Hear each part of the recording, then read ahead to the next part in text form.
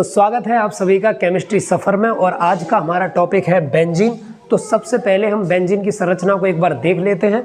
तो कुछ इस प्रकार की संरचना होती है बेंजीन की।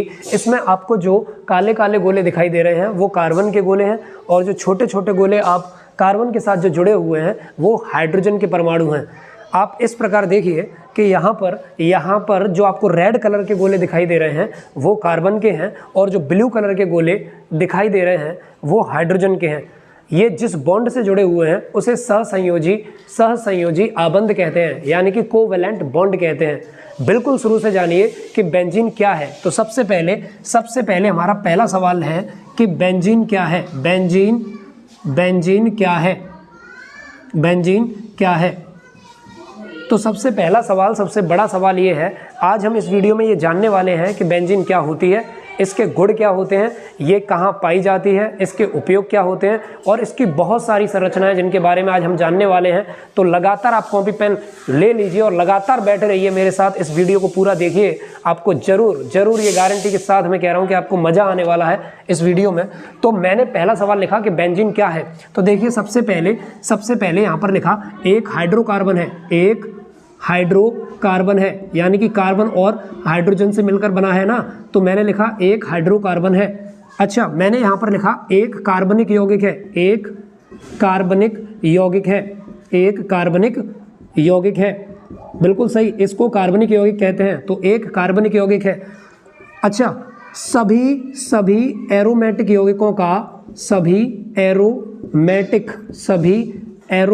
यौगिकों का जन्मदाता है। यौगिकों का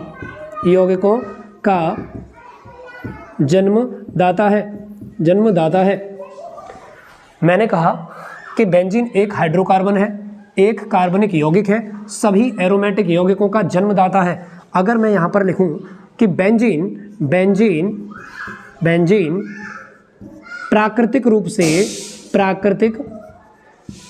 से तो आपको ये भी याद रखना है कि बेंजीन प्राकृतिक रूप से कहाँ पाया जाता है। तो बेंजीन प्राकृतिक रूप से देखेंगे पेट्रोलियम में पाया जाता है, कच्चे तेल में पाया जाता है, कच्चे तेल जिसे हम कहते हैं crude oil, CRUD, crude oil हम इसे कहेंगे क्रूड ऑयल। तो बेंजीन प्राकृतिक रूप से कच्चे तेल यानी कि क्रूड ऑयल तथा पेट्रोलियम में पाया जाता है। और जो ज्वालामुखी प्राकृतिक घटना है, ज्वालामुखी जब फटता है, तो मैंने यहाँ पर लिखा ज्वालामुखी का फटना और जंगल में आग लगना, जंगल में आग लगना। तो देखेंगे मैंने यहाँ पर लिखा कि जब ज्वालामुखी फटता है और जंगल में आग लग जाती है तो उससे जो गैसें निकलती हैं उसमें भी बेंजीन होता है।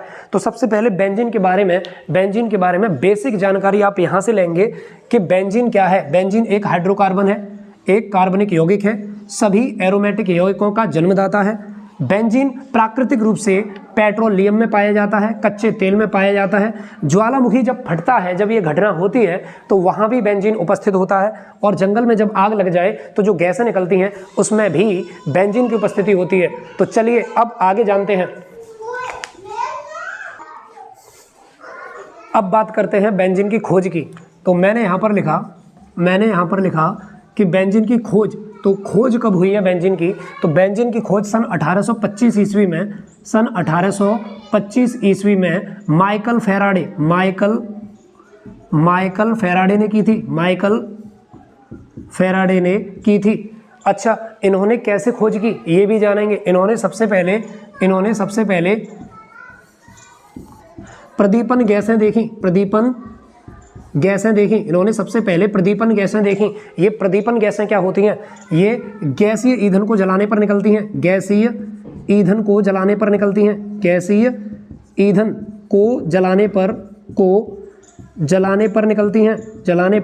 निकलती हैं। तो प्रदीपन गैसें इन्होंने जब देखी, जब हम गैसीय ईंधन को जलाते हैं तो उसमें से क्या क्या निकलता है? उसमें से हाइड्रोजन निकलेगा, कार्बन मोनोऑक्साइड निकलेगा, मैथेन निकलेगा, प्रोपेन निकलेगा, ब्यूटेन निकलेगा कुछ इस प्रकार की गैसें निकलती हैं। तो इन्होंने सबसे पहले देखा कि इन्हीं में बेंजीन भी है, लेकिन ये पूरी तरह से संतुष्ट नहीं हो पा रहे थे, पूरी तरह से संतुष्ट नहीं हो पा रहे थे। तो इन्होंने सबसे पहले ये तो पता कर लिया कि भैया बेंजीन है, बेंजीन है, बेंजीन है, लेकिन दूसरे वैज्ञानिक आए 1834 ईस्वी में। 1834 ईस्वी में इनका नाम है मिटरसन। तो भैया इनका नाम है मिटरसन। अब मिटरसन जो आए हैं उन्होंने बताया है कि भैया ये बेंजीन है, इनको नाम दे दिया बेंजीन, नाम दे दिया बेंजीन, दूसरा नाम दे दिया धूपेन्य। तो इसको एक और नाम दे दिया धूपेन्य, बेंजीन भी कहा, धूपेन्य भी कहा। तो नाम दिया है बेंजीन, नाम दिया है और ये नाम किसने दिया है? मिटरसन नामक व्यक्ति ने ये नाम दिया है। इन्होंने बताया कि बेंजीन जो है वो बेंजोइक अम्ल से बनता है, बेंजोइक अम्ल से बनता है। तो मिटरसन ने बेंजोइक अम्ल से, किससे? मैंने कहा बेंजोइक अम्ल से, बेंजोइक अम्ल से बेंजीन बनाया था। सबसे पहले बेंजीन बनाया था। कैसे बनाया था? मिटरसन ने बनाया था। मैं नाम लिख दे रहा हूं दोबारा से, मिटरसन ने बनाया था। और ये भी पता हो कि कब बनाया था? 1834 में। और इन्होंने ही सबसे पहले बेंजीन को नाम दिया था। अब कैसे बनाया है बेंजोइक अम्ल से, वो भी जानिए। तो देखिए सबसे पहले इन्होंने बेंजोइक अम्ल लिया। ये बेंजोइक अम्ल है, COOH, नीचे लिख दे रहा हूं इसका नाम, बेंजोइक अम्ल। और इन्होंने बेंजोइक अम्ल की क्रिया NaOH यानी कि सोडियम हाइड्रोक्साइड से कराई है, NaOH से अभिक्रिया कराई है बेंजोइक अम्ल की। तो देखिए ये डिब्बा यहाँ से उठाएंगे बेंजीन का और यहाँ पर सीधा लेके आएंगे। तो ये यहाँ पर आ गया, यहाँ पर ये सीधा आ गया। इन्होंने यहाँ से निकाल लिया COONA, यानी कि ये वाला और ये वाला हिस्सा यहाँ से निकाल के यहाँ लिख दिया COONA। तो यहाँ पर देख पा रहे हैं ये बन गया सोडियम बेंजोइट बन गया। तो देखिए अगर ये Na निकल गया और अगर ये COO निकल गया, डिब्बा भी आपका निकल गया, तो बचा क्या है? H2O। क्या बचा भैया? H2O। तो मैं रिएक्शन आगे जारी रखने की वजह से यहाँ पर -H2O लिख दे रहा हूँ। इसका मतलब ये है कि रिएक्शन अभी आगे और जारी रहेगी। तो मैंने यहाँ पर फिर से एरो लगाया, यहाँ लिखा इसकी क्रिया, सोडियम बेंजोइट की क्रिया फिर से NaOH से कर देंगे, NaOH से अभिक्रिया कर देंगे। तो ये डिब्बा फिर से यहाँ पर जो बेंजीन की संरचना है, जो बेंजीन, मैं डिब्बा इसे बोल रहा हूँ, आप समझिए इस बात को कि ये जो बेंजीन का डिब्बा है वो मैंने यहाँ पे उठा के रख दिया और यहाँ पर मैंने लिख दिया बेंजीन, क्योंकि मैं बेंजीन ही तो बना रहा हूँ। ये डिब्बा जो बेंजीन का है वो मैंने अलग निकाल लिया और भैया इसके ऊपर नीचे मैंने कुछ भी नहीं लिखा है। तो बचा क्या है? ये देखिए Na2 हो गए। Na कितने हो गए? एक तो Na ये रहा और एक ऊपर है, तो Na2CO3, O3 है ना, 1 2 3। तो देखिए बचा है Na2CO3। अब ये मत सोचिए कि भैया H बचा है, यहाँ पर C6H5 लिखा था, COONA, तो H बचा नहीं है, H इसके अंदर आ गया है, बेंजीन के अंदर H आ गया है। तो ये संरचना सबसे पहले ये जो रिएक्शन है सबसे पहले बेंजोइक अम्ल से बेंजीन वैज्ञानिक मिटरसन ने बनाया था और इस विधि द्वारा बनाया था। जल्दी से कॉपी पेन ले लीजिए और लिखिए, आगे बहुत सारी नॉलेजेबल चीजें हैं जो आपके काम में आएंगी। तो अब बात करते हैं बेंजीन के अणुसूत्र की। तो यहाँ पर मैंने लिखा बेंजीन का अणुसूत्र। तो बेंजीन का जो अणुसूत्र है वो होता है C6H6। और अगर बात करें बेंजीन के संरचना सूत्र की, तो यहाँ पर मैंने लिखा बेंजीन के संरचना सूत्र। तो देखिए बेंजीन के जो संरचना है वो 6 प्रकार से मैं आपको बताने वाला हूँ। तो मैंने यहाँ पर लिखा 6 प्रकार से। तो 6 प्रकार से हम संरचना बनाने वाले हैं बेंजीन की। तो वो कौन से 6 प्रकार हो सकते हैं? तो सबसे पहले मैं आपको बना के दिखा दे रहा हूँ। तो देखिए सबसे पहले मैंने ये बेंजीन की पहली संरचना बनाई। ये बेंजीन की पहली संरचना मैं आपके सामने बना रहा हूँ। देखिए ये बेंजीन की पहली संरचना है। और अगर मैं आपको दूसरी संरचना बना के दिखाऊं तो ये बेंजीन की दूसरी संरचना है, ये बेंजीन की दूसरी संरचना है। और अगर मैं तीसरी संरचना बनाऊं तो कुछ इस प्रकार हम बनाएंगे। तीसरी संरचना बेंजीन की कुछ इस प्रकार बनाएंगे। देखिए ये भी बेंजीन की संरचना है।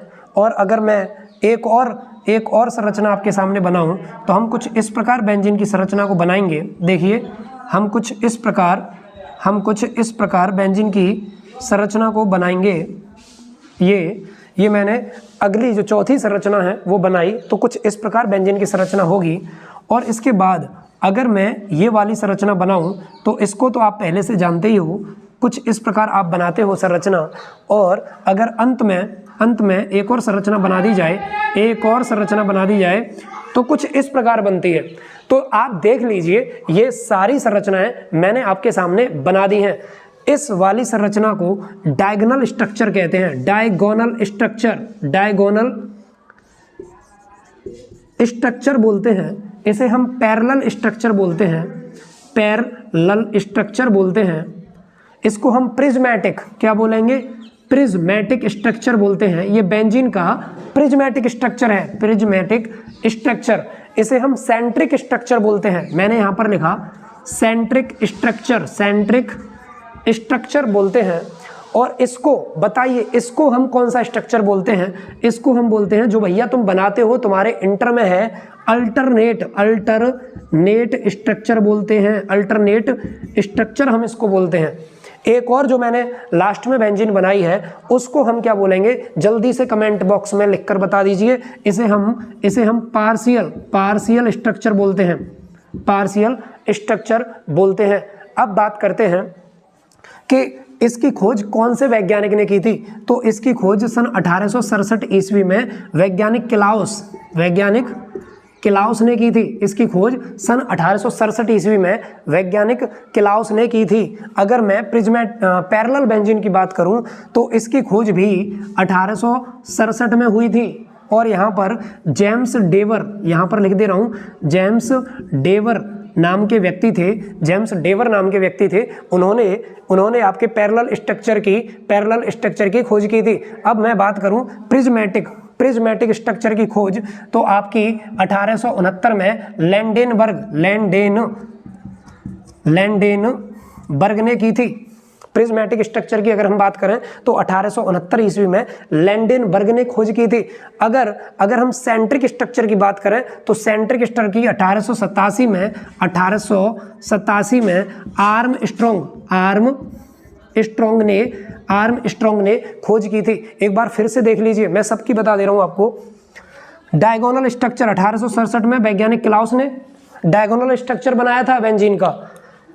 पैरेलल स्ट्रक्चर 1867 में जेम्स डेवर ने बनाया था। अगर मैं प्रिज्मेटिक स्ट्रक्चर की बात करूं तो 1869 में लैंडेनबर्ग ने बनाया था। और अगर बेंजीन के सेंट्रिक स्ट्रक्चर की बात करें तो 1887 ईस्वी में बनाया था। 1887 ईस्वी में आर्मस्ट्रॉन्ग ने बनाया था। अब बात करते हैं अपने अल्टरनेट की, तो ये 1872 में बनकर तैयार हो गया था भैया। वैज्ञानिक कैकुले यहाँ पर लिख देंगे, वैज्ञानिक कैकुले। और ये 1899 में तैयार हो गया था। वैज्ञानिक थाले ने इस स्ट्रक्चर को बताया था। तो जितने भी स्ट्रक्चर आपको सामने दिखाई दे रहे हैं बहुत ज़्यादा महत्वपूर्ण हैं। एक बार सभी जल्दी से मेरी वीडियो को शेयर कर दीजिए ताकि बेंजीन की संरचनाएं सभी सीख जाएं, किसी को किसी प्रकार की दिक्कत नहीं हो। मेरे चैनल को सब्सक्राइब कर लीजिए जल्दी से, ताकि मैं जितनी भी वीडियो बनाऊं हर बार कुछ ना कुछ नया सिखाने की कोशिश करूं। तो एक बार ये बेंजीन की सभी संरचनाओं को आप देख लीजिए। इसको हम डायगोनल स्ट्रक्चर कहते हैं। अब भैया इसको पैरेलल, इसको प्रिज्मेटिक, इसको सेंट्रिक, अल्टरनेट और पार्शियल स्ट्रक्चर कहते हैं। अब भैया बात ये कर लेते हैं कि हमारे यूपी बोर्ड वाले बच्चे इन दोनों को बहुत अच्छी तरह जानते हैं। यही तो आपके भैया हैं दोनों, एक तो हो गया अल्टरनेट स्ट्रक्चर, एक पार्शियल स्ट्रक्चर। तो अब इन दोनों को बाहर निकालेंगे और इन दोनों के बारे में और जानकारी लेंगे कि ये होते क्या हैं। तो देखिए, हम अपने बुक्स में, अपने नोट्स में, अपने यूपी बोर्ड में जो हमने बेंजीन को देखा है वो कुछ इस प्रकार देखा है।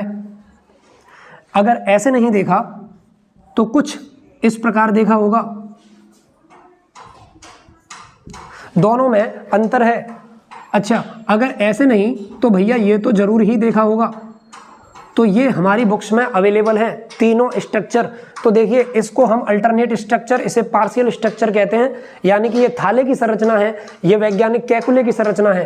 इसमें ये जो आपको बॉन्ड दिखाई दे रहा है भैया, इसको अनुनाद कहते हैं। अनुनाद। इंग्लिश में अगर हम बताएं तो इसे रेजोनेंस बोलेंगे, रेजोनेंस बोलेंगे। अनुनाद होता क्या है? अनुनाद होता क्या है? क्या है अनुनाद? तो मैंने कहा यहाँ पर क्या है अनुनाद? अनुनाद क्या है? तो जो एक स्थान छोड़कर आता है, जो एक स्थान छोड़कर आता है, तो जो एक स्थान छोड़कर आता है, जैसे आप देखेंगे यहाँ पर आ गया तो यहाँ पर नहीं है, फिर यहाँ पर है, यहाँ पर नहीं है, यहाँ पर है।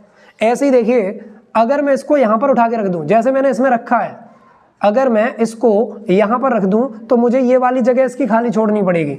एक स्थान छोड़ के आता है, ये इसका गुण है, तो ये रेजोनेंस का गुण है। तो बेंजीन का या तो आप ऐसे बना लीजिए या फिर ऐसे बना लीजिए। और ये जो बेंजीन के अंदर जो मैंने ये गोला बनाया है, ये जो तो थाली रखी है, थाली की संरचना जो है, तो इस गोले का मतलब ये है कि अनुनाद मूव कर रहा है, यहाँ से यहाँ आया है, यहाँ से यहाँ जा रहा है, यानी कि ये मूव करके यहाँ पर आया है। तो ये रेजोनेंस जो है वो मूव कर रहा है, वो चारों तरफ घूम रहा है। यानी कि आप ऐसे समझिए कि वो यहाँ था, यहाँ भी आ रहा है, यहाँ भी आ सकता है, यहाँ भी आ सकता है, यहाँ भी एक स्थान छोड़ के आ सकता है, तो घूम तो सब जगह रहा है ना भैया। इसलिए आप ये समझ जाइए कि बेंजीन के अंदर ये गोला बना होता है जो बताता है कि कहीं भी अनुनाद आ सकता है। तो अब बात करते हैं बेंजीन की पोजीशन की। तो देखिए जैसे मैंने यहाँ पर एक बेंजीन की अल्टरनेट स्ट्रक्चर बनाया, बेंजीन का एक अल्टरनेट स्ट्रक्चर बनाया।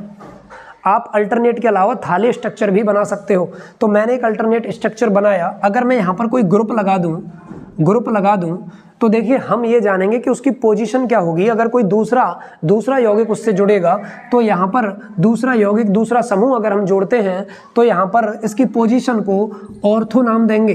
ग्रुप के बगल वाले जो कोने होते हैं ना, ग्रुप के अगर ऊपर ग्रुप है तो उसके बगल वाले जो कोने हैं उनको ऑर्थो कहते हैं। आप ओ भी लिख सकते हैं।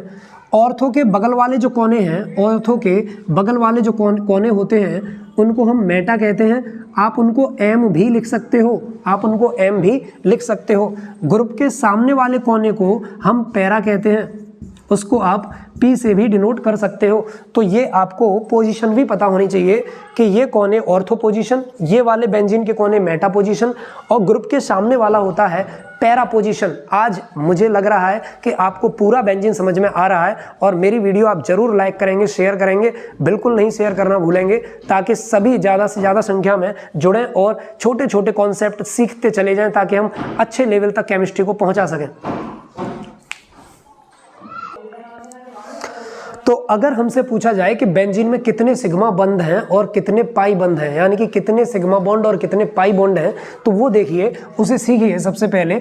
तो अगर कार्बन और कार्बन के बीच में एक बंध होता है, एक बॉन्ड होता है, कार्बन और कार्बन के बीच में अगर एक बॉन्ड होता है तो उसे हम कहते हैं सिग्मा बॉन्ड। क्या कहते हैं? सिग्मा बॉन्ड कहते हैं हम उसे, सिग्मा बंध कहते हैं।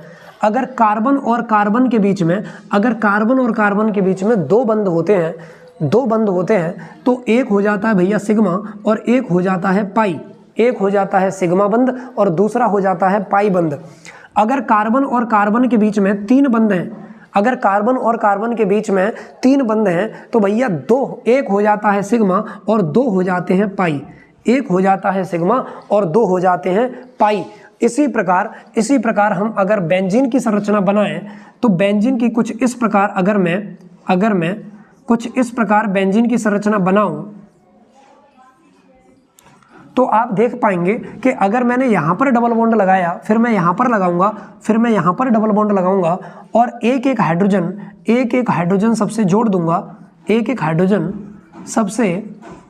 दूंगा, तो ये जो मैंने बेंजीन की संरचना बनाई है, इसमें अगर मैं पूछूं कितने सिग्मा बंध हैं और कितने पाई बंध हैं, तो आप देखेंगे जहां सिंगल बॉन्ड है वहां सिग्मा बंध होगा। तो देखिए ये सिंगल बॉन्ड है तो सिग्मा, यहाँ पर सिंगल है तो ये भी सिग्मा, ये सिंगल है तो ये सिग्मा। जहां मुझे एक डंडा दिखाई दे रहा है भैया वहां मैं लगा दूंगा सिग्मा।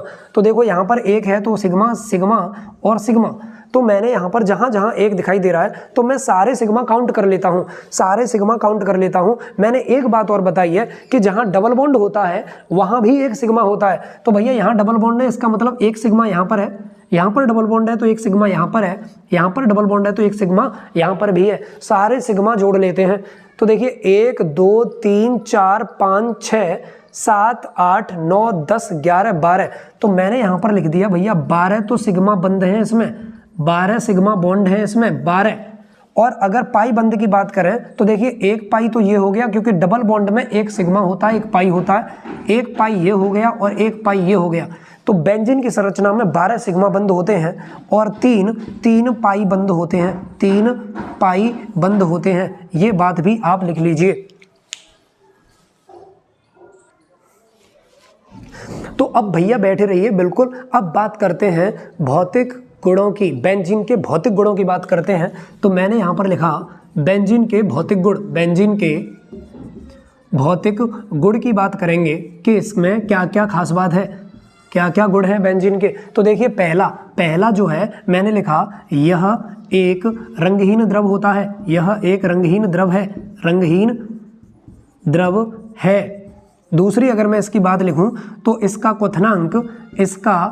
क्वथनांक को हम कहते हैं बॉइलिंग पॉइंट यानी कि बीपी। तो इसका जो क्वथनांक है वो 80 डिग्री सेल्सियस होता है, 80 डिग्री सेल्सियस होता है। अगर मैं बात करूं इसके गलनांक की तो मैंने लिखा यहाँ पर इसका यानी कि बेंजीन का जो गलनांक है यानी कि मेल्टिंग पॉइंट हम इसे बोलते हैं, तो 5.53 डिग्री सेल्सियस होता है। इसमें अगर हम गंध की बात करें तो मैंने यहाँ पर लिखा इसमें पेट्रोल जैसी गंध आती है, पेट्रोल जैसी गंध आती है। अच्छा, अगर हम पांचवें गुण की बात करें तो हम लिखेंगे यह अति ज्वलनशील होता है, अति ज्वलनशील होता है, यह अति ज्वलनशील होता है। अगर हम इसके छठवें गुण की बात करें तो हम लिखेंगे यह जल में कम विलेय होता है, यानी कि बेंजीन जो है पानी में कम घुलती है, तो यह जल में कम विलेय होता है, लेकिन कार्बनिक विलायकों में पूर्ण विलेय होता है। तो मैंने लिखा लेकिन कार्बनिक विलायकों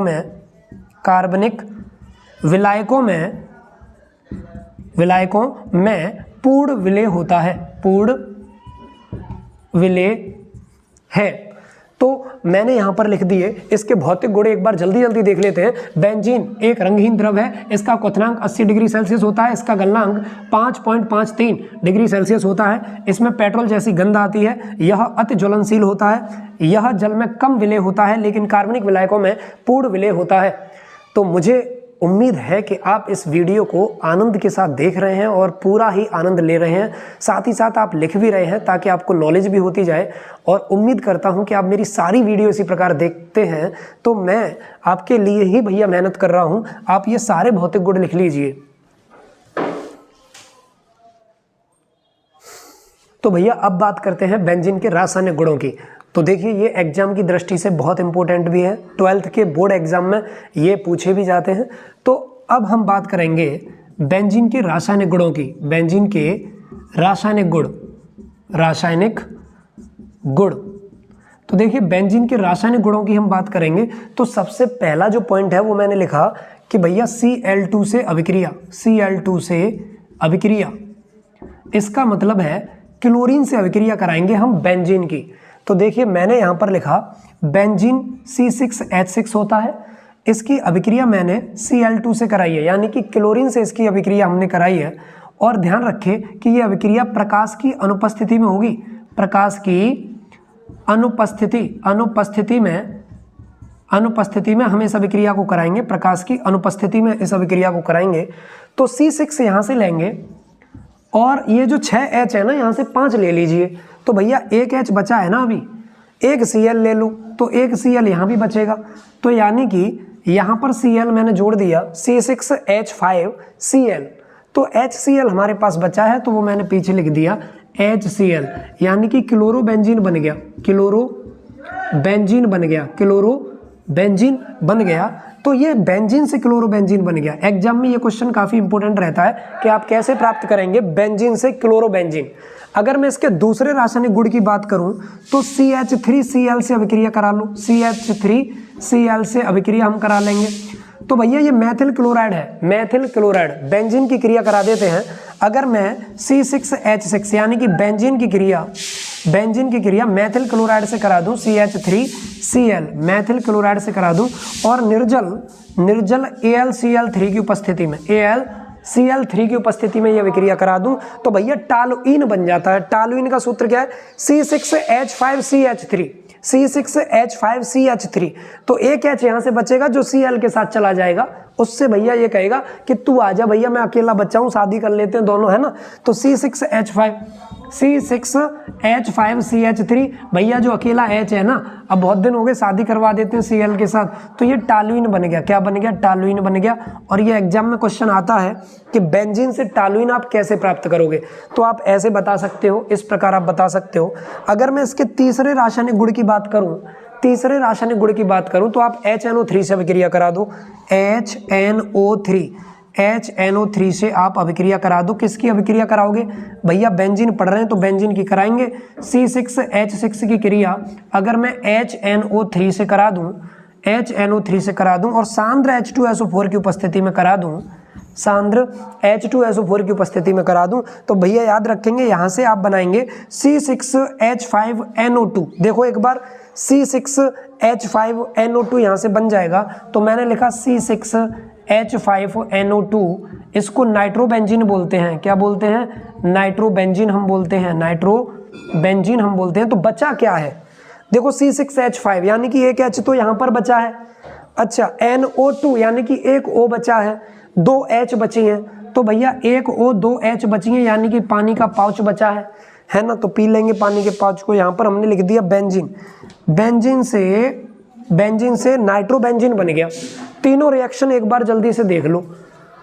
तो देखिए बेंजीन के रासायनिक गुण में पहले मैंने बताया Cl2 से विक्रिया, तो बेंजीन की क्रिया अगर हम Cl2 से करेंगे प्रकाश की उपस्थिति में तो क्लोरोबेंजीन बन गया।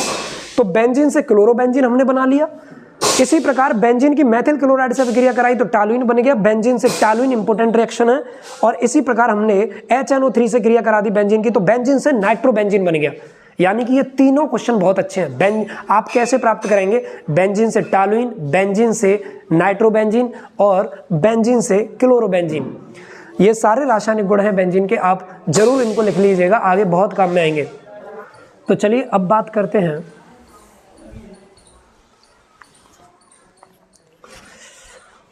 बात करते हैं बेंजीन के उपयोग की। तो मैंने यहाँ पर लिखा बेंजीन के उपयोग। तो क्या क्या इसके उपयोग हैं बेंजीन के? तो देखिए बेंजीन का उपयोग यहाँ पर मैंने लिखा प्लास्टिक में इसका उपयोग होता है। मैंने यहाँ पर लिखा ड्रग्स में इसका उपयोग होता है, ड्रग्स में इसका उपयोग होता है। मैंने यहाँ पर लिखा कीटनाशक में इसका उपयोग होता है। मैंने यहाँ पर लिखा प्लास्टिक में, ड्रग्स में, कीटनाशक में, डिटर्जेंट में इसका उपयोग होता है। डिटर्जेंट पाउडर जो होता है, तो डिटर्जेंट में इसका उपयोग होता है, कीटनाशक में होता है। अच्छा, रेजिन में इसका उपयोग होता है। रेजिन क्या होता है भैया? ये रेजिन बताएंगे जल्दी से कमेंट में लिखकर, रेजिन क्या है। रेजिन यहाँ पर मैंने लिखा एक गोंद जैसा पदार्थ होता है, एक गोंद जैसा पदार्थ होता है रेजिन। अच्छा, ये प्राप्त कहाँ से होता है? ये पेड़ों की छाल से या फिर लकड़ी से प्राप्त होता है, लकड़ी से प्राप्त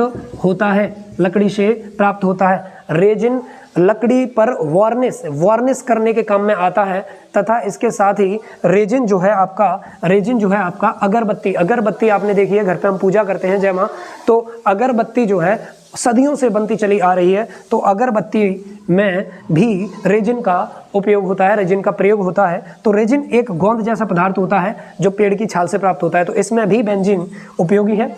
तो बेंजीन के उपयोग एक बार नज़र डालेंगे, प्लास्टिक में, ड्रग्स में, कीटनाशक में, डिटर्जेंट में, रेजिन में आदि बहुत सारे औद्योगिकों में बेंजीन उपयोगी होता है। तो आज की क्लास में हम इतना ही रखते हैं। तो दोस्तों उम्मीद करता हूं कि आज आपने बेंजीन को बहुत अच्छे से समझा होगा। उसे अपनी कॉपी में लिखा होगा। और मैं ये भी उम्मीद करता हूँ कि आप अपने दोस्तों के साथ इस वीडियो को शेयर करेंगे, ज़्यादा से ज़्यादा शेयर करेंगे, और भी मेरी सारी क्लासें आप यूट्यूब पर लेते रहेंगे। केमिस्ट्री सफ़र में मैं आपका बहुत जल्दी फिर से स्वागत करूंगा, तो आप जल्दी से केमिस्ट्री सफ़र से जुड़ जाइए, क्योंकि हम धीरे धीरे लगातार इम्प्रूवमेंट करते रहेंगे और आपके लिए मेहनत करते रहेंगे। अगर आप कुछ हमारे ज़रिए सीखते हैं तो ये हमारे लिए बड़े सौभाग्य की बात है। तो बहुत बहुत धन्यवाद आपका वीडियो देखने के लिए। जय हिंद।